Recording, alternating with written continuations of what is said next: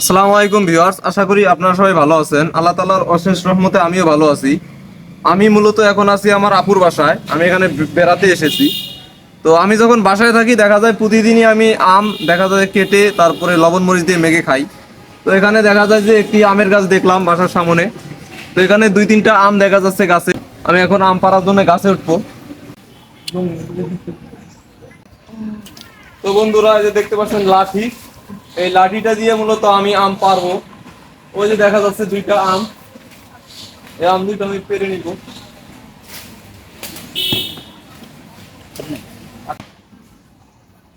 তো বন্ধুরা, আমগুলো নিচে পড়েছে, আমগুলো নিয়ে আসুন। এই যে দেখতে পাচ্ছেন আম, এই যে আম দুইটা আম পেরেছি। বন্ধুরা, যে আমগুলো এইভাবে ছিলে নিতে হবে এইভাবে।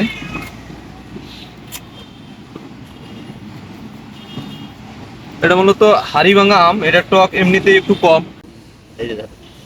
তো বন্ধুরা, এই যে দেখেন আম খেতে চাইতেছে, আম আমি দিতেছি না, জন্য আমার সাথে ফাজলামি করতেছে। এই যে দেখেন আমের মালা আমাকে পরাইতেছে। এই যে, তো বন্ধুরা, এই আমগুলো আমি ছিলে নিয়েছি। এই আমগুলো এখন ছোট ছোট করে আমি কেটে নিব।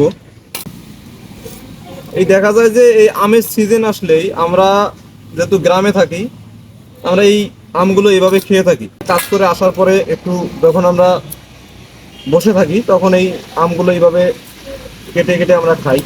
এই আমগুলোকে সুন্দরভাবে ছোট ছোট টুকরা করে কেটে নিয়েছি। এই যে দেখতে পাচ্ছেন আমগুলো। এখন এই যে মরিচগুলো দেখতে পাচ্ছেন, এই মরিচগুলো আমি আগেই ভেজে রেখেছিলাম। সেই ভেজে রাখা মরিচগুলো এখানে আমি থেতো করে নিব। এইভাবে থেতো করে নিব মরিচগুলো। তো বন্ধুরা, এই যে মরিচগুলো আমি থেতো করে নিলাম, এই মরিচগুলো এখন আমি এতে দিয়ে দিব। এই যে মরিচগুলো দিয়ে দিলাম। এখানে একটু লবণ দিয়ে দিব, পরিমাণ মতো একটু লবণ দিয়ে দিব। এখন এই আমগুলো আমি ভালোভাবে মেখে নিব। এইভাবে ভালোভাবে ঝেঁকে ঝেঁকে মিক্সার করে নিব মরিচ, লবণ এবং আমগুলো।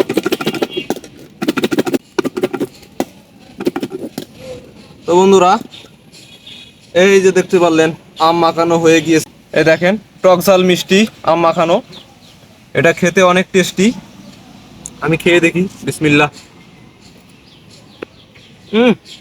সেই রকম স্বাদ, টক ঝাল মিষ্টি একটা ফ্লেভার।